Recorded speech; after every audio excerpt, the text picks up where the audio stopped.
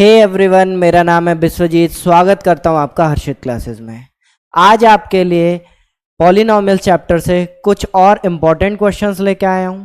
जिन्होंने पिछली वीडियोस नहीं देखी हैं वो ज़रूर देखें, क्योंकि पिछली वीडियोस में मैंने इम्पॉर्टेंट टॉपिक्स कवर किए हुए हैं, चैप्टर समझाया हुआ है और साथ ही साथ उससे रिलेटेड कुछ इम्पॉर्टेंट क्वेश्चंस एनसीईआरटी के और कुछ एक्स्ट्रा कराए हुए हैं। और आज मैं आपको कुछ और इम्पॉर्टेंट क्वेश्चंस करवाने वाला हूं जो कि आपके स्कूल एग्ज़ाम और बोर्ड एग्ज़ाम के लिए इम्पॉर्टेंट हो सकते हैं। चलिए शुरू कर रहे हैं। देखिए, जिसमें आपका मैं पहला क्वेश्चन लेके आया हूं, if one of the zeros of a polynomial p of x is equal to 5x square plus 13x plus k is reciprocal of the other. साफ साफ बोला हुआ है कि अगर इस पॉलिनोमियल के जो जीरोज हैं उनमें से एक जीरो दूसरे वाले का रेसिप्रोकल है तो k की वैल्यू निकालनी है। तो देखो इस क्वेश्चन को कैसे अप्रोच करेंगे। जब भी ऐसा क्वेश्चन आ जाए कि एक जीरोज दूसरे का रेसिप्रोकल है, लेट द जीरोज, हम अज्यूम करेंगे let the zeros be alpha and 1 upon alpha. अभी तक हमने पढ़ा है कि जीरोज हमारे जो रिप्रेजेंट किए जाते हैं वो अल्फा और बीटा से रिप्रेजेंट किए जाते हैं, लेकिन अगर एक दूसरे के रेसिप्रोकल हैं तो मैंने एक को अल्फा और दूसरे को बीटा ना मानते हुए अल्फा का रेसिप्रोकल 1 अपॉन अल्फा मान लिया है। ठीक है, अब देखो मुझे k की वैल्यू निकालनी है। k किस पोजीशन पे लिखा हुआ है, अगर समझ आ रहा है तो स्टैंडर्ड फॉर्म के हिसाब से जो k है वो c की जगह लिखा हुआ है, तो हम डायरेक्ट यहाँ पे प्रोडक्ट ऑफ जीरोज लगा देंगे। प्रोडक्ट ऑफ जीरोज आपका क्या होता है सर, आपने बताया था alpha into beta is equal to C upon ए होता है। जी सर। अब हम अल्फा को तो अल्फा लिखेंगे, लेकिन बीटा की जगह हम क्या लिखेंगे 1 अपॉन अल्फा, क्योंकि हमने वही अज्यूम किया है। आगे c के बदले हम लिखेंगे k और a के बदले हम लिखेंगे 5। बस आपका क्वेश्चन खत्म हो गया। अल्फा से अल्फा कैंसिल हो जाएगा, हमारे पास बच गया 1 is equal to k upon में 5 और फाइनल आंसर आ गया हमारा k इज इक्वल टू 5। बस इतना ही हमने करना था। बताओ कितना सिंपल सा क्वेश्चन था, 2 मार्क्स में आपसे पूछा जा सकता है। और रेसिप्रोकल ऑफ जीरोस को देख करके पता नहीं बच्चे क्यों कंफ्यूज हो जाते हैं, और बड़ा सिंपल सा क्वेश्चन है। चलिए अगले क्वेश्चन पे चलते हैं। अगला क्वेश्चन है the number of polynomials having zeros -3 and 5 is. 4 option दिए हुए हैं, मल्टीपल चॉइस क्वेश्चन है। बोला हुआ है 2 जीरोस हैं -3 और 5। आप बताओ इसके कितने पॉलिनोमियल्स फॉर्म हो सकते हैं। देखो अगर आप ये कह रहे हो कि सर केवल एक हो सकता है तो शायद मैं बोलूँगा आप गलत हो। आप बोलोगे एग्जैक्टली 2 हो सकता है तो भी सर आप गलत हो। एटमोस्ट 2, ज़्यादा से ज़्यादा 2 हो सकता है, नहीं ये भी गलत ऑप्शन है। मैं कह रहा हूँ इसका ऑप्शन है इन्फिनिट। अब ऐसा मैं क्यों कह रहा हूँ वो मैं आपको समझाता हूँ। देखो अगर कोई ग्राफ है, ये आपका सपोज -3 है और यहाँ पे आपका 5 है, और आपका पॉलिनोमियल इन 2 पॉइंट से पास हो रहा है। कई लोग कहते हैं कि सर एक पैराबोला तो आप ऐसे बना सकते हो, और सर एक पैराबोला आप नीचे से बना सकते हो। सर 2 ही पैराबोला बन सकते हैं। मैं कह रहा हूँ नहीं, 2 से ज़्यादा पैराबोला बन सकते हैं। वो कैसे सर, देखो ये तो एक पैराबोला हुआ, कुछ ऐसे भी तो पैराबोला होंगे जो आपको दिखेंगे ही नहीं, जो इनके ऊपर ही बनेंगे। या फिर ऐसा हो सकता है कि कोई एक पैराबोला ऐसा है और ऐसे बने, हो सकता है। तो इन 2 पॉइंट से नीचे से भी देखो कोई पैराबोला ऐसे आए और ऐसे बन जाए। ठीक है, तो इन 2 पॉइंट से इनफाइनाइट नंबर ऑफ पैराबोलास पास हो सकते हैं। और अगर ऐसा है तो बहुत सारे पैराबोला के लिए बहुत सारे इक्वेशंस भी हो सकते हैं। तो इसने पूछा है कि कितने नंबर ऑफ पॉलिनोमियल्स के जीरोज -3 और 5, मतलब ऐसे कितने पॉलिनोमियल्स हैं जिनके जीरो -3 और 5 हो सकते हैं। तो आप समझदार हो, आप बताओगे कि सर इनफाइनाइट नंबर्स हैं, इनफाइनाइट पॉलिनोमियल्स हैं जिनके जीरोस 3 और -5 हो सकते हैं। ठीक है, चलिए अगला क्वेश्चन। नेक्स्ट क्वेश्चन है, जैसे आपको मैंने पहला क्वेश्चन कराया था उसमें लिखा था कि एक जीरो दूसरे का रेसिप्रोकल है। अब यहाँ पे क्वेश्चन है if 1 zero of a polynomial is negative of the other. मतलब सर यहाँ पर अगर एक वैल्यू अल्फा है तो बीटा जो है वो अल्फा का नेगेटिव वैल्यू देता है। हाँ, तो हम क्या अज्यूम करेंगे, let the zeros be alpha and minus alpha, क्योंकि बीटा जो है एल्फा का नेगेटिव है तो माइनस एल्फा ले लिया। अच्छा, आपको क्या निकालना है, के। अगर आपने ध्यान दिया हो, जो के की पोजीशन है क्वाड्रेटिक इक्वेशन में, इस पॉलिनोमियल में, यहां पर ये रही। स्टैंडर्ड फॉर्म के हिसाब से A X square plus B X plus C होता है, मतलब एक्स स्क्वायर का कोफिशिएंट ए होता है और एक्स का कोफिशिएंट बी होता है, मतलब यहाँ पे बी दिया हुआ है सर। हाँ, और हमारे पास अल्फा और माइनस अल्फा दिया हुआ है। बी किस रिलेशन में बी यूज होता है, तो आप समझदार हो, आप बोलो कि सर अल्फा प्लस बीटा के कंडीशन में माइनस बी अपॉन ए होता है, तो आप वो लगा दो। तो मैं वही करने वाला हूँ कि सम ऑफ जीरोस का हम रिलेशन लगा देंगे। अल्फा प्लस बीटा बराबर हो जाएगा माइनस बी अपॉन में ए के। अल्फा को तो हम अल्फा रखेंगे और बीटा की जगह हम माइनस अल्फा रख देंगे, बराबर में माइनस बी अपॉन ए। प्लस माइनस माइनस होता है और आपको ये समझ आ गया होगा कि यहाँ पे सर आंसर 0 आने वाला है, और माइनस बी अपॉन में ए। अच्छा, अब ज़रा हम वैल्यू पुट करेंगे और चेक करेंगे कि क्या आंसर होगा। अच्छा, अभी मैं कोई भी चीज़ हटा नहीं रहा हूँ, अभी यहाँ पे मैंने 0 रखा, माइनस का। अभी कई लोग बोलेंगे सर ए हटा दो 0 हो जाएगा, सर बी डायरेक्टली 0 के बराबर रख दो। अभी ऐसा नहीं कर रहा हूँ, बाद में देखो, बाद में चेंज करूँगा। यहाँ पर b की जगह माइनस ब्रैकेट में 8k स्क्वायर माइनस 40k आ जाएगा, अपॉन में a के बदले आपका 4 आ जाएगा। आई होप यहां तक बात आपको समझ आ गई होगी। इसके आगे मैं क्या करूंगा, माइनस और ब्रैकेट जैसे ही खुलेगा माइनस माइनस ये प्लस हो जाएंगे, 0 बराबर आपका रिजल्ट मिलेगा 8k square minus 40k upon में 4। अब ये दोनों ही वैल्यू ऊपर 4 से डिविजिबल है, तो मैं 4 से डिवाइड करूंगा और आपको रिजल्ट मिलेगा 4 2 ज़ा 8 माइनस 4 10 ज़ा 40। कई बच्चे क्या करते हैं, एग्जाम में 4 को 8 से ऐसे डिवाइड कर देते हैं और लिख देते हैं 2k स्क्वायर माइनस 40k, जो कि बिल्कुल गलत है। रीजन, यहां पर दोनों ही वैल्यू माइनस में अगर डिवाइड होंगी तो दोनों ही होंगे, अदरवाइज एक भी नहीं होगी। तो ये इस गलती का आपने ध्यान रखना है, ठीक है। हाँ सर, समझ आ गया।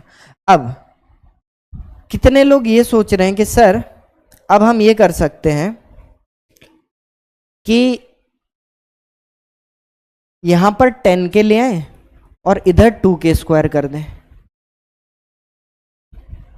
2 1 ज़ा 2 2 5 ज़ा 10, और सर k स्क्वायर है तो यहाँ k है, ये कट जाएगा और k की वैल्यू 5 आ जाएगी। मैं कह रहा हूं ये एक अधूरा आंसर है। रीजन बीइंग, देखो k की वैल्यू 5 सही है, ऑल्दो आपका तरीका गलत है। तरीका गलत क्यों है, यहां पर क्वाड्रेटिक इक्वेशन बन रही है, और क्या मैंने आपको ये बता रखा है कि क्वाड्रेटिक इक्वेशन में हमेशा 2 वैल्यूज तो आती ही आती हैं। तो जब आपने इस तरीके से क्वेश्चन को अप्रोच किया तो आपने एक पॉसिबिलिटी खत्म कर दी। वो कौन सी पॉसिबिलिटी खत्म करी वो देखते हैं। चलिए, इस तरीके से क्वेश्चन को नहीं करना है, ठीक है। क्या करेंगे सर, फिर यहां से मैं 2k को कॉमन निकालूंगा और बचेगा k माइनस 5। अब यहां से 2 पॉसिबिलिटी है कि सर 2k और k माइनस 5 का मल्टीप्लाई अगर 0 है तो आप ये बोल सकते हो सकता है 2k बराबर 0 हो या फिर k माइनस 5 बराबर 0।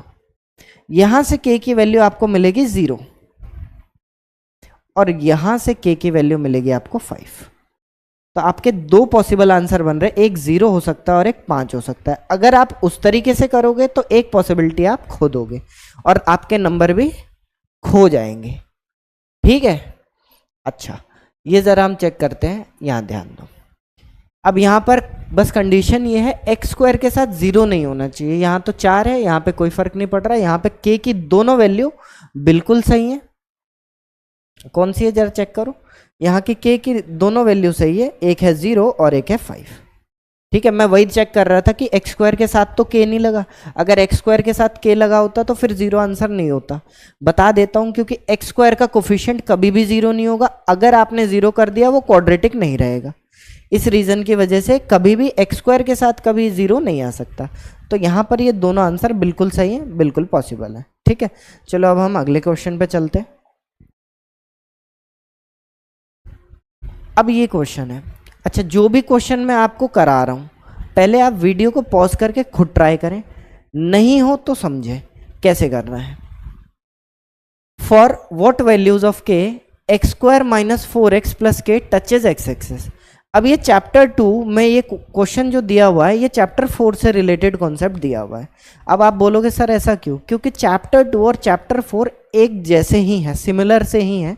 वहाँ पे रूट्स फाइंड करने होते हैं, यहाँ पे जीरोस फाइंड करने होते हैं, मतलब एक्स की वैल्यूज़ ही फाइंड करनी होती है। तो ये वाला क्वेश्चन चैप्टर 4 का कॉन्सेप्ट लगा के होगा, जो कि मैंने अभी आपको नहीं समझाया, लेकिन मैं फिर भी आपको ये सॉल्यूशन करा दे रहा हूँ। जैसे ही हम चैप्टर 4 कंटिन्यू करेंगे तो आपको ये चीज़ें समझ आ जाएंगी कि ऐसा क्यों किया था। देखो, जब इसने बोला है कि आपके पास एक पॉलिनोमियल है जो कि एक्स एक्सिस को टच कर रहा है, एक्स एक्सिस को क्या कर रहा है, टच कर रहा है। क्या मैंने ये बताया था कि यहाँ पर x की दोनों वैल्यू सेम निकलती है? जब मैं ग्राफ समझा रहा था x की दोनों वैल्यू यहाँ पे क्या निकलती है, सेम निकलती है, मतलब कोइंसाइड रूट्स होते हैं, कोइंसाइड जीरोज होते हैं, ये बताया था। अच्छा, चैप्टर 4 का कॉन्सेप्ट है जब भी इक्वल जीरोज हो, मतलब इक्वल रूट्स हो, तो हम फॉर्मूला लेते हैं, सॉरी कहाँ गया, हम d को 0 के बराबर मानते हैं। हम क्या करते हैं, d को 0 के बराबर मानते हैं इक्वल रूट्स की कंडीशन में। किसके कंडीशन में, इक्वल रूट्स की कंडीशन में, या इक्वल जीरोस भी मैं बोल सकता हूँ। अच्छा सर ये d क्या है, अब d का फॉर्मूला मैं आपको समझाता हूँ। d का फॉर्मूला चैप्टर 4 में दिया हुआ है, बी स्क्वायर माइनस 4ac बराबर में 0। यहां पर हम b की जगह वैल्यू पुट करेंगे जो कि होगा माइनस का 4, a की जगह हम वैल्यू पुट करेंगे 1 और c की जगह वैल्यू पुट करेंगे k बराबर में 0।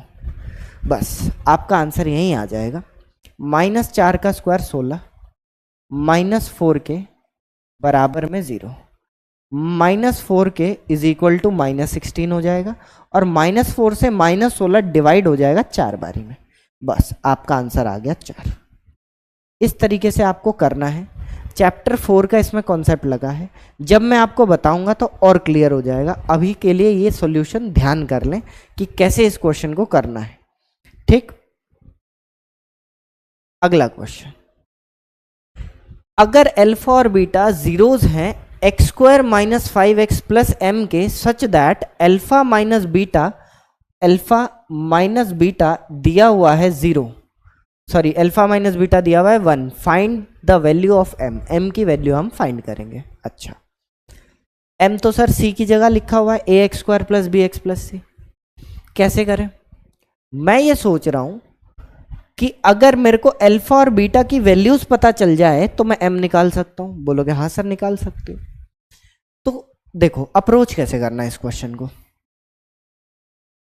क्या हमें ये पता है कि sir alpha plus beta minus b upon a के बराबर होता है? हाँ सर पता है। अल्फा प्लस बीटा को एज इट इज रखेंगे, माइनस बी की जगह वहां से -5 उठाएंगे, अपॉन में 1, एक्स स्क्वायर का कोफिशिएंट 1 है वहां पे, तो हमारे पास अल्फा और बीटा का सम आ गया 5। बस जैसे ही हमने ये इक्वेशन निकाल ली तो आपको दिमाग में समझ आ जाना चाहिए कि अल्फा माइनस बीटा दिया हुआ है, 2 इक्वेशन बन गई है, हम उसकी मदद से अल्फा और बीटा निकाल सकते हैं। बस ठीक है, क्या अल्फा माइनस बीटा गिवन है हमें इक्वेशन 1, इसको मैं सेकेंड इक्वेशन मान रहा हूं और इन दोनों इक्वेशन को आपस में कर दे रहा हूं ऐड इक्वेशन 1 एंड 2। देखो जैसे ही मैं ऐड करूंगा तो माइनस बीटा प्लस बीटा आपस में हट जाएंगे, कैंसल आउट हो जाएंगे। अल्फा प्लस अल्फा ऐड होके हो जाएगा 2 अल्फा, और राइट साइड में 5 प्लस 1 मिलके हो जाएगा 6। क्या ये बात समझ आ गई? हाँ सर समझ आई। इसके बाद 2 से 6 को डिवाइड करेंगे और अल्फा की वैल्यू हमें 3 मिल जाएगी। कोई दिक्कत नहीं सर, कोई दिक्कत नहीं है। अगर अल्फा 3 है, अल्फा और बीटा का सम 5 है, तो बीटा कितना होगा? तो आप बोलोगे सर 3 में 2 जोड़ने पर 5 आएगा। देयरफॉर मैं यहां पे डायरेक्ट लिख रहा हूं b is equal to 2 using equation 1। Equation 1 use करना, अगर अल्फा 3 है तो यहां 3 पुट करना, बीटा 2 आ जाएगा इज इक्वल टू में 5। अब इसके आगे m जो है c की जगह लिखा है, alpha into beta c upon ए होता है। अल्फा की जगह 3, बीटा की जगह 2 और c की जगह m और a की जगह 1 आ जाएगा और m की वैल्यू 6 के बराबर हो जाएगी। बस हमें अपना आंसर मिल गया। ठीक है, खत्म। देख लो कितना इजी क्वेश्चन था, बट कंफ्यूजिंग इसलिए लग रहा था कि सर अल्फा माइनस बीटा दे दिया और कुछ दिया ही नहीं। इस टाइप के क्वेश्चन एनसीईआरटी में है नहीं, और अगर हम करेंगे नहीं प्रैक्टिस इस टाइप के क्वेश्चन तो हमारे से ना स्कूल एग्जाम में बनेंगे ना बोर्ड एग्जाम में बनेंगे। तो ये डिफरेंट टाइप्स के क्वेश्चन अच्छे से बिना देखे एक बार प्रैक्टिस जरूर करना। अगला question, if the sum of squares of zeros of the polynomial x square minus 8x plus k is 0, find the value of k. अच्छा, इस क्वेश्चन को पढ़ के आप लोग स्टूडेंट लोग क्या समझते हो? देखो, कई लोग तो समझते हैं कि सर अल्फा प्लस बीटा का स्क्वायर दिया हुआ है 40, जो कि बिल्कुल गलत है। क्या लिखा हुआ है? If the sum of squares किसके स्क्वायर्स का सम? ऑफ जीरोस, मतलब जीरोस के स्क्वायर का सम आपको दिया हुआ है 40। तो इस तरीके से आप क्वेश्चन को नहीं करेंगे। तो क्या करेंगे सर? अल्फा स्क्वायर और बीटा स्क्वायर, यही 2 जीरोस होते हैं, इनका स्क्वायर कर दिया और बीच में सम लगा दिया बराबर में 40। अब बोला है के की वैल्यू निकालो। अब तुम बोलोगे सर इस इक्वेशन से के की वैल्यू कैसे निकलेगी? आपको क्लास 9th में अगर आप समझदार हो तो आपने आइडेंटिटी पढ़ी होगी, a square plus b square. कई लोग बोलेंगे सर इसका answer a plus b into a minus b होता है, जो कि गलत है। A square minus b square का आंसर होता है, वो a square plus b square का नहीं होता। A square plus b square का क्या होता है? सर इसको मैं लिख सकता हूं ए प्लस बी का होल स्क्वायर माइनस 2ab। ये हमने यहां पे यूज करना है। ए प्लस बी का होल स्क्वायर जब भी आप एक्सपेंड करेंगे तो आपको मिलेगा a square plus b square plus 2ab, और यहाँ पे माइनस 2ab है, वो कैंसिल हो जाएगा और बचेगा ए स्क्वायर प्लस बी स्क्वायर। अब ये देखो कितना हेल्पफुल होगा ये। यहाँ पर मैं इसको लिख सकता हूँ अल्फा प्लस बीटा का स्क्वायर बराबर में 40। अच्छा, गलती कर दी सर आपने, तो ऐसे नहीं लिख सकते थे। अल्फा प्लस बीटा का स्क्वायर माइनस 2 अल्फा बीटा लिखोगे आइडेंटिटी के हिसाब से, वो मेरी गलती है, बराबर में 4। इतना करने के बाद अल्फा प्लस बीटा का होल स्क्वायर करेंगे, क्या होगा? ए प्लस बी का whole square. Sir alpha square plus beta square plus 2ab और माइनस 2 अल्फा, सर वो कट जाएगा और फिर ये आंसर आ जाएगा। तो क्या समझ आया कि ऐसा नहीं करना है कि होल स्क्वायर सॉल्व नहीं करना। अगर आप समझदार हो आप बोलोगे सर अल्फा प्लस बीटा तो माइनस बी अपॉन ए के बराबर है, बस इतना करके ही स्क्वायर कर देंगे। Minus 2 alpha into beta sir c upon a के बराबर है, बस इसको डालेंगे इज इक्वल टू में 40। अच्छा, ज़रा आप यहाँ ध्यान दो, आपका b क्या है? आपका b है माइनस का 8 और यहाँ पे है माइनस का b, तो यहाँ पे आ जाएगा प्लस का 8 अपॉन में a के बदले क्या आएगा? सर एक्स स्क्वायर का कोफिशिएंट 1 है तो 1 आएगा, माइनस 2। c के बदले क्या आएगा? सर c के बदले k आएगा और अपॉन में 1 बराबर में 40। बस आपका सॉल्यूशन हो गया। 8 का square 64 minus 2k is equals to में 40। इतना ही हमने करना था, बस इसके आगे मैं यहाँ सॉल्व करा दे रहा हूँ आपको। ये देखो 64 इधर ले आओ, minus 2k is equal to हो जाएगा 40 माइनस 64, और जैसे ही ये होगा माइनस 2k बराबर माइनस करूँगा तो सर ये हो जाएगा माइनस का 24। माइनस 2 से डिवाइड कर लो, k की वैल्यू आपको 12 मिल जाएगी। ये आपका फाइनल आंसर। समझ में आया क्वेश्चन? एक बार इसका रिवीजन कर लेना। आगे अगला क्वेश्चन है, अगर अल्फा और बीटा जीरोस हैं किसके? 2x² + 5x + k। Then find the value of k की वैल्यू फाइंड करनी है सच दैट ये इक्वेशन आपको गिवन दी है। ये क्या है? ये बीटा है, ठीक है, अल्फा प्लस बीटा का square minus alpha into beta का स्क्वायर। अब आप लोग समझदार हो, अभी आपने पिछला क्वेश्चन करा, आप बोलोगे सर अल्फा प्लस बीटा की जगह माइनस बी अपॉन ए कर दो और अल्फा इंटू बीटा की जगह सी अपॉन ए कर दो, बस काम खत्म। यहाँ पर क्या हो जाएगा? ये हो जाएगा माइनस बी अपॉन में ए का स्क्वायर दिया है सर आपने, minus alpha into beta sir c upon a दिया है, बराबर में 24 माइनस बी, तो ये तो सर 5 है, तो यहाँ पे -5 अपॉन में 2 हो जाएगा, बस स्क्वायर कर देंगे। माइनस सी के बदले क्या दिया है सर? सी के बदले दिया है के अपॉन में 2 बराबर में 24। इसको सॉल्व करेंगे सर, ये हो जाएगा 25 अपॉन में 4, ये हो जाएगा माइनस के अपॉन में 2 बराबर में 24। अब कई लोग सोच रहे होंगे सर इतने इजी क्वेश्चन कराते हो, आते भी हैं बोर्ड एग्जाम? बेटा ये आते हैं, ठीक है, यही आते हैं, और तब दिमाग नहीं चलता कि क्या करना है, और बड़े सामने ही सिंपल सॉल्व हो रखे होते सामने सामने। ये हो गया 25/4 माइनस 24 इज इक्वल्स टू के अपॉन में 2। कोई दिक्कत नहीं सर। 4 का यहाँ मल्टीप्लाई करेंगे 24 से। क्यों करेंगे सर? क्योंकि एलसीएम लेंगे, ठीक है, क्या लेंगे? एलसीएम लेंगे। नीचे आ जाएगा 4, ये हो जाएगा 25 माइनस 24 4 जा 96, वही होगा ना, हाँ, इज इक्वल्स टू के अपॉन में 2। 2 से 4 का डिवीजन कर दो, यहाँ पे 2 हो जाएगा।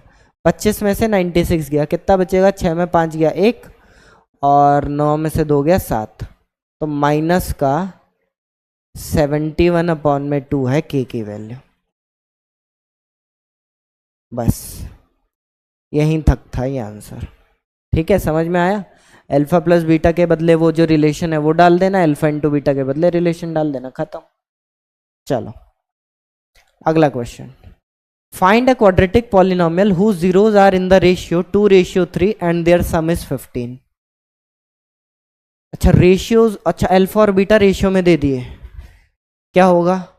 मतलब सर आपको गिवन है अल्फा रेशियो बीटा 2:3, ठीक है, सम ऑफ जीरोस गिवन है sir alpha plus beta is equal to 15, ये भी गिवन, ये भी गिवन।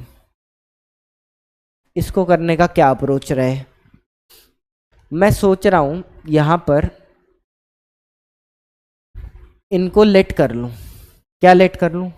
क्योंकि ये अल्फा और बीटा की एग्जैक्ट वैल्यू तो है नहीं, लेट कर लूं alpha is equal to 2k and beta is equal to 3k। एक कांस्टेंट लेके उनका मल्टीप्लाई कर दिया, अल्फा बीटा मान लिया। यहां पे अल्फा के बदले 2k प्लस बीटा के बदले 3k इज इक्वल टू में 15, ठीक। ये क्या हो जाएगा? ये हो जाएगा 7k इज इक्वल टू 5 होगा, 5k इज इक्वल टू 15। 5 का डिवाइड कर देंगे, k की वैल्यू कितनी आ जाएगी सर? k की वैल्यू 3 आ गई। अच्छा अब क्या करें सर? जीरोज निकाल लो अल्फा और बीटा, लेकिन हमें क्या बनाना है? अच्छा क्वाड्रेटिक पॉलिनोमियल ही फाइंड करना है, तो सम भी चाहिए प्रोडक्ट भी चाहिए। हमने पिछले वीडियो में देखना, हमने क्वेश्चन किया था, पहले हम अल्फा इंटू बीटा निकालेंगे। अच्छा पहले अल्फा बीटा तो निकालो सर, ऐसे कैसे बात बनेगी? हाँ, अल्फा की वैल्यू 2 इंटू 3 हो जाएगी और बीटा की वैल्यू 3 इंटू 3 हो जाएगी। ये होगा 6, ये होगा 9, ठीक। अब हम निकाल लेते हैं अल्फा इंटू बीटा। देखो अल्फा इंटू बीटा क्या सर? सी अपॉन ए होता है। अच्छा सी अपॉन ए निकालें? नहीं मत निकालो। देखो अल्फा की वैल्यू पता है 6 और बीटा के बदले 9, 6 9 जा 54 आएगा अल्फा इंटू बीटा। बस जब अल्फा प्लस बीटा निकल गया, अल्फा इंटू बीटा निकल गया, आपको मैंने पॉलिनोमियल बनाने के लिए क्या बताया था? P of x is equal to k bracket में x² minus alpha plus beta x plus alpha into beta, इसमें हम रख देंगे और हमारा पॉलिनोमियल बन के तैयार हो जाएगा। यहां पर ये के और ये के कंफ्यूज मत होना, ये दोनों ही अलग अलग हैं। यहां पर के की वैल्यू 3 नहीं आएगी, ठीक है। मैंने के मान के गलती की क्या? कुछ और मान लेते, क्योंकि सर 2 वेरिएबल सेम हो जाएंगे। के की जगह सपोज करो मैं अभी सी मान लेता हूँ, सी भी फिर सर एक वैल्यू है। एक काम करते हैं, के की जगह कांस्टेंट की जगह कुछ और मान लेते हैं। यहाँ पे क्या माने, y मान ले, y नहीं q मान लेते हैं। क्या मान लेते हैं, q। और यहाँ पे लिख देना बगल में जब भी आप लिखोगे ना,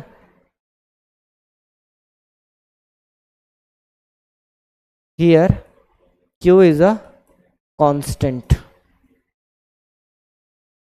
q जो है वो कांस्टेंट है, वो लिख देना। क्यों कह रहा हूँ k मत लेना, क्योंकि यहाँ पे पहले से ही आपने k लिया हुआ है, तो वो वहां से और फिर इससे कंफ्यूजन ना हो जाए। तो देखो k q को हमने क्या मान लिया,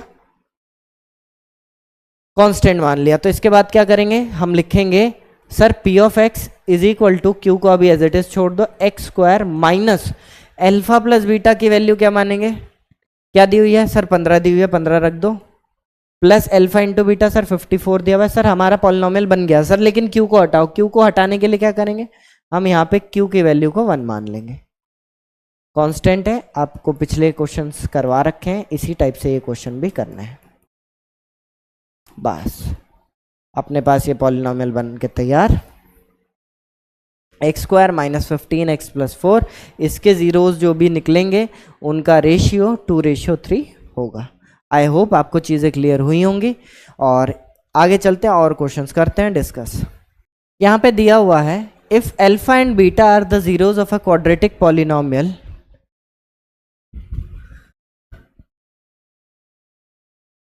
if alpha and beta are the zeros of a quadratic polynomial x square minus 15x minus 3, then form a polynomial whose zeros are 2 alpha 3 beta and 3 alpha 2 beta। देखो अभी जैसे आपने पिछले क्वेश्चन में पॉलिनॉमियल फॉर्म करना सीखा, वहां पर जो जीरोस थे वो रेशियो में थे।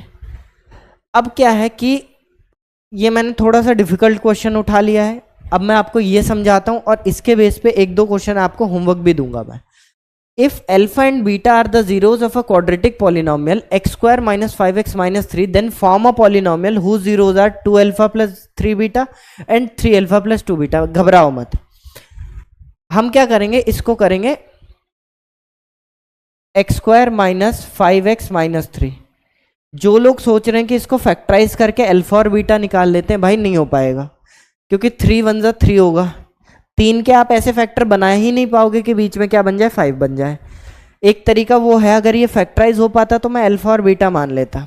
अभी हम क्या करेंगे, सिंपल, अगर मुझे ये पॉलिनॉमियल दिया हुआ है, ये वाला गिवन है, इसके जीरोस क्या है, इसके जीरोस हैं अल्फा बीटा, तो हम अल्फा प्लस बीटा निकाल लेंगे और अल्फा इंटू बीटा निकाल लेंगे। Alpha plus beta minus b upon a, देखो यहाँ पे माइनस रखेंगे, बी की जगह -5, ए की जगह 1 रखेंगे और आंसर 5 मिलेगा।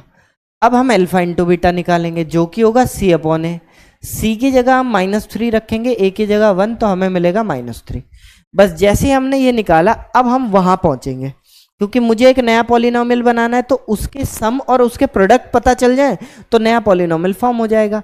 अच्छा, तो मैं यहां पे लिख रहा हूं sum of zeros of required polynomial, जो पॉलिनॉमियल मुझे चाहिए उसके सम ऑफ जीरोस क्या है सर, उसके सम ऑफ जीरोस हैं, एक है 2 अल्फा प्लस 3 बीटा। अब ये कहना कि यही सम है, नहीं, इसको पूरे को एक जीरो माना हुआ है, मतलब इसको पूरे को एक रूट माना हुआ है, एक्स की वैल्यू मानी हुई है, एक वैल्यू ये हो गई, प्लस हम करेंगे 3 अल्फा प्लस 2 बीटा, ठीक है, इसको करेंगे, और जैसे ही हम ये ऐड करेंगे हमारे पास 5 अल्फा प्लस 5 बीटा बन के तैयार होगा। चेक कर लो, 2 अल्फा 3 अल्फा और 3 बीटा 2 बीटा, तो ये ऐड होके हो गया 5 अल्फा 5 बीटा। 5 कॉमन निकाल लेंगे तो अल्फा प्लस बीटा आ जाएगा, और जैसे ही ये आएगा तो कुछ समझदार लोग जो समझ चुके हैं क्या करेंगे, अब वो यहां पे करना 5 अल्फा प्लस बीटा कितना है 5, सर 25 आ जाएगा। जो हमारा पॉलिनॉमियल फॉर्म होने वाला है उसका सम ऑफ जीरोस हमें 25 मिलेगा, ठीक है। 25 मिलेगा। ठीक है, अब हम निकालते हैं product of zeros of required polynomial. इसी के नीचे करा हूं, साइड में करा दूं, चलो साइड में करा देते हैं। अब है product of zeros, product of zeros of required polynomial जो हमें चाहिए क्वेश्चन में।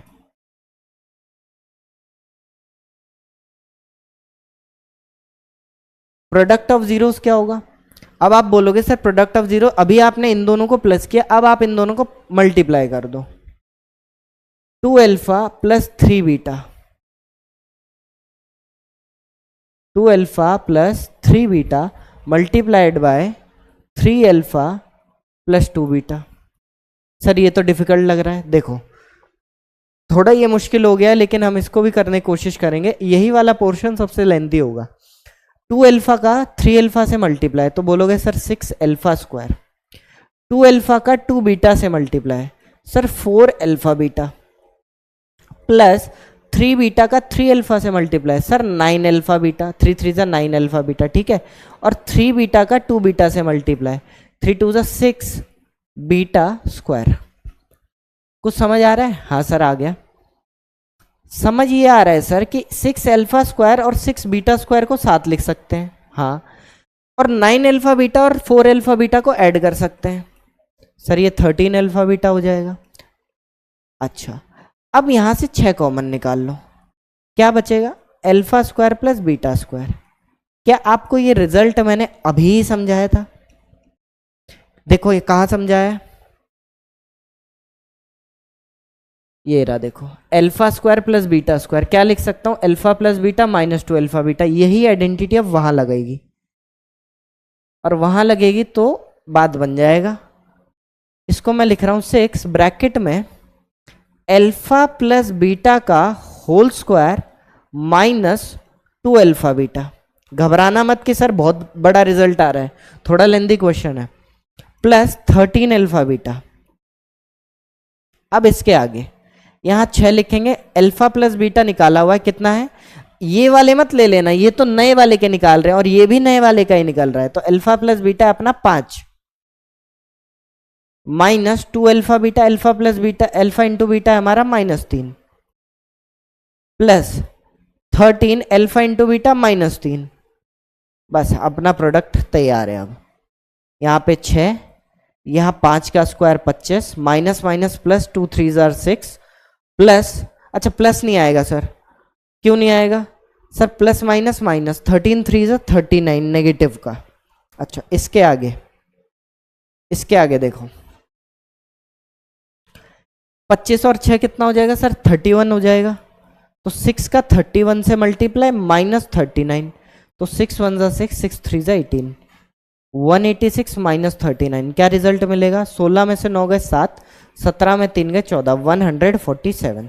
एक बार कैलकुलेशन सही है या गलत है एक बार आप चेक कर लेना, आप अपने तरीके से। चेक कर लूँ क्या मैं? 6 5, मेरे को तो सही लग रही है। 6 1 6 3 जा 18, 16 में से 9 गए 7, 17 में 3 गए 14, 147। मेरे हिसाब से सम 25 आ रहा है, प्रोडक्ट 147 आ रहा है। क्या काम खत्म हो गया? नहीं हुआ। अभी हमें क्या बनाना है? हमें बनाना है क्वाड्रेटिक पॉलिनोमियल। अच्छा अब वो बना रहे हैं। अब जो रिक्वायर्ड पॉलिनोमियल जिनके ये सम और प्रोडक्ट हैं उसका हम करेंगे, सॉल्यूशन पूरा करेंगे। अब इसको तो रिक्वायर्ड पॉलिनोमियल, इतना जो तामझाम किया जिस पॉलिनोमियल के लिए किया, जरा देखें तो उसको क्या चीज है ये required polynomial. Sir p of x is equal to k bracket x square minus alpha plus beta x plus alpha into beta. अब कंफ्यूजन ना हो तो ये जो अल्फा प्लस बीटा है ये गिवन पॉलिनोमियल के जीरोस थे, तो मैं वो नहीं लूंगा, मैं तो ये वाले लूंगा। अब इनको लिखूंगा तो ज्यादा लेंदी हो जाएगा, तो मैं इसको क्या कर रहा हूं, मैं सोच रहा हूं इसको यहां पे शॉर्ट फॉर्म में सम और प्रोडक्ट लिख दूं तो आप समझ जाओ। यहां पे सम आएगा, sum of zeros, sum of zeros plus product of zeros, तो सम और प्रोडक्ट ऐसे शॉर्ट फॉर्म में लिख दिया मैंने, सम और प्रोडक्ट लिख दिया, समझ जाना कि सम ऑफ जीरोस और प्रोडक्ट ऑफ जीरोस की बात हो रही है।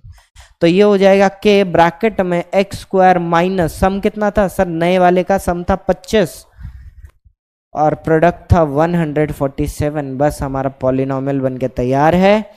और हम के को क्या मान लेंगे सर, के को 1 मान लेंगे, क्योंकि आपने बताया था जब भी ऐसा पॉलिनॉमियल बने के वहां पे बिन बुलाए मेहमान है, बिन बुलाए मेहमान को 1 रुपए दे के हटा देंगे। ठीक है, तो P of x is equal to x square minus 25x plus 147 147। तो इतना बड़ा क्वेश्चन 5 मार्क्स में, 3 मार्क्स में आ गया तो भाई किस्मत ही खराब है तुम लोग की। तो फिर 5 में तो आना ही चाहिए, क्योंकि जब हमने सम ऑफ जीरोस निकाले और प्रोडक्ट निकाले तो ही इतना लेंदी हो गया ये सॉल्यूशन, और तब जाकर के हमारा पॉलिनॉमियल बन के तैयार हुआ। एक बार देख लेना इस क्वेश्चन को, अच्छे से प्रैक्टिस कर लेना। और इस टाइप का शायद अगला क्वेश्चन भी, हाँ देखो डाला हुआ है मैंने, अल्फा और बीटा गिवन पॉलिनॉमियल के जीरोज है। अरे भाई साहब इधर आओ आप। हाँ, अल्फा और बीटा गिवन पॉलिनॉमियल के जीरोज हैं, और आपको 1 अपॉन अल्फा और 1 अपॉन बीटा किसी और पॉलिनॉमियल के जीरोज है, वो फाइंड करना है वो पॉलिनॉमियल कौन सा है। ऐसे ही एक और पॉलिनॉमियल बनाना है जिनके जीरोज अल्फा स्क्वायर और बीटा स्क्वायर हो, तो आप यहाँ से alpha plus beta, alpha into beta निकाल लेना। इसके लिए zeros 1 upon alpha 1 upon beta लेके सम निकालना और प्रोडक्ट निकालना, और इसके लिए भी यही करना। घर से एक बार ट्राई कर लेना, नहीं आएगा तो कमेंट में लिख देना, मैं अगली क्लास में करवा दूंगा।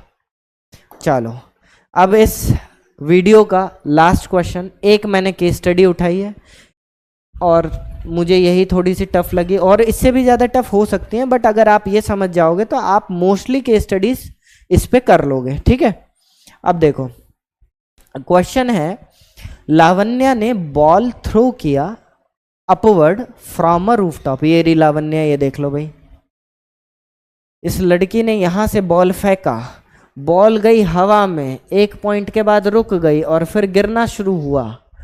ये जो हाइट उसने बॉल ने, ये जो मैक्सिमम हाइट कवर की, ये वाली मैक्सिमम हाइट, अच्छा गायब हो गया क्या ये, हाँ ये देखो, ये वाली जो ये मैक्सिमम हाइट कवर की, इसको इसने बोल दिया h। ठीक है, हाइट को h से रिप्रेजेंट कर दिया। अच्छा हाइट तो कम ज़्यादा भी हो सकती है सर, यहाँ पे हाइट कम थी, यहाँ पे कम थी, यहाँ पे कम थी, ये तो मैक्सिमम हाइट h बोल दिया इसने। हाँ सर, अच्छा आगे बढ़ते हैं। इसने बोला the height of a ball from the ground at a time t, time को उसने t मान लिया, इज h, हाइट को h मान लिया, और एक इक्वेशन दे दी हाइट और टाइम की, h is equal to -4t² plus 16t plus 20। एक बार ये समझ गए तो बस फिर काम खत्म है अपना। चलो पहला क्वेश्चन करते हैं। हमें ये समझ आया कि h हाइट का एक रिप्रेजेंटेशन दिया हुआ है अकॉर्डिंग टू टाइम, जैसे जैसे टाइम चेंज होगा वैसे वैसे हाइट चेंज होगी, तो इसलिए हमें एक इक्वेशन दिया है 4t² प्लस 16t प्लस 20। पहला question, what is the height reached by the ball after 1 second. 1 second बाद क्या हाइट होगी। तो बस समझदार बच्चे बोलेंगे सर हाइट की, वो टाइम की जगह 1 सेकेंड डाल दो, अपना सॉल्यूशन तैयार है। h बराबर -4, t के बदले 1 लिख के स्क्वायर करूंगा, प्लस 16 इंटू 1 प्लस 20, मामला खत्म। -4, 16 और 20, 16 में 4 गया सर, 12 बचा, 12 और 20 32 आ गया। तो जो हाइट है 1 सेकेंड बाद वो 32 मीटर हो जाएगी। आप ये स्टेटमेंट लिख लेना। ठीक, आगे चलते हैं। अगला क्वेश्चन बढ़िया है, what is the maximum height reached by the ball. भाई अब मैक्सिमम हाइट निकालने आ गया। मैंने आपको मैक्सिमम हाइट बताया हुआ है, अगर आप समझदार हो तो मैंने आपको बताया हुआ है, अगर आपको कभी भी quadratic equation ax² plus bx plus c दिया हो, ये पॉलिनॉमियल, सॉरी ये क्वाड्रेटिक पॉलिनॉमियल दिया हो, तो कभी भी x के लिए जब भी मैक्सिमम हाइट निकालनी हो, तो x की बेसिकली वो x की वैल्यू आएगी, किसकी वैल्यू आएगी, x की वैल्यू आएगी। हम फॉर्मूला यूज करते हैं -b/2 है, x की वैल्यू देता है ये।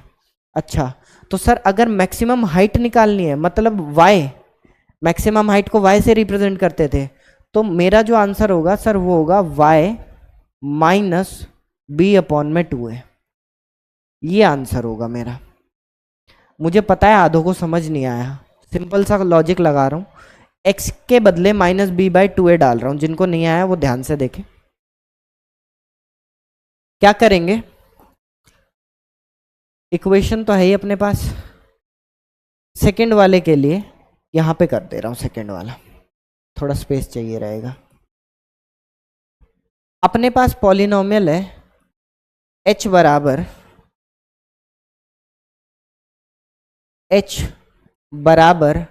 -4t² + 16t + 20। तो t की जो वैल्यू आएगी, x की वैल्यू क्या है यहाँ पे -b/2 है, तो t की क्या वैल्यू आएगी सर, वो भी -b/2a से ही आएगी। लेकिन सर t तो टाइम को रिप्रेजेंट कर रहा है, तो आपका t निकलेगा, हाँ सर निकलेगा। यहाँ पे -16/2 इंटू -4, बस 2 4। अच्छा ये अभी डिवाइड नहीं करता हूँ, फाइनली इसको मैं लिख देता हूँ -16/8 डिवाइड करते ही आंसर 2 आएगा। मतलब टाइम जो है वो हमारा है 2 सेकेंड। 2 सेकेंड पे ये मैक्सिमम हाइट पे पहुंचेगा। तो मतलब अगर मुझे h निकालना है तो मुझे t की जगह क्या डालना पड़ेगा, ये 2 सेकेंड डालना। ये 2 सेकेंड कैसे आया, -b/2a को सॉल्व करके आया। ये देखो h, तो मैंने क्या बोला था आपको, ये निकालना है ये। अब देखो आपने क्या करा, बेसिकली x के बदले आपने क्या डाला -b/2a, और मैंने t के बदले क्या डाला 2, और वो भी आया -b/2a से। तो h की वैल्यू हो जाएगी -4 इंटू 2 का स्क्वायर प्लस 16 इंटू 2 प्लस में 20। बस 2 का स्क्वायर 4, 16 2 32 प्लस 20, -4 इंटू 4 -16 और 32, और ये कितना हो जाएगा 52।